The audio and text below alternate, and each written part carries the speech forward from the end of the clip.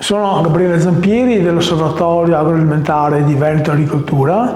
Vi parlerò sull'andamento del comparto latte nel 2023. Il comparto del latte Veneto nel 2023 vale ai prezzi di base secondo l'Istat 575 milioni di euro, con un aumento del 4% rispetto al 2022, grazie soprattutto all'aumento del prezzo del latte salito del 9%. La produzione si è mantenuta sui livelli dell'anno passato, superando di poco i 12 milioni di quintali, con un modesto aumento dello 0,5%. La produzione continua a concentrarsi sulle aziende più grandi, infatti le 800 aziende con più di 100 capi hanno circa il 73% della mandria e anche quindi della produzione. In totale le aziende sono poco più di 2.400, in diminuzione del 2,7%.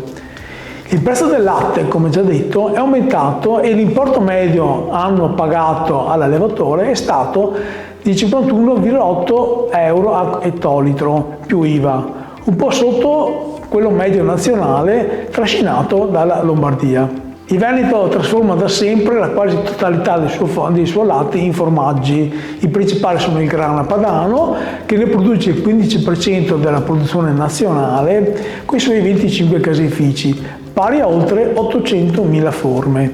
Segue poi l'Asiago con 1,4 milioni di forme nel complesso. È calata del 4,3% della produzione di pressato, mentre è salita del 21,5% la produzione della tipologia d'allevo, che è tornato sui livelli degli anni precedenti.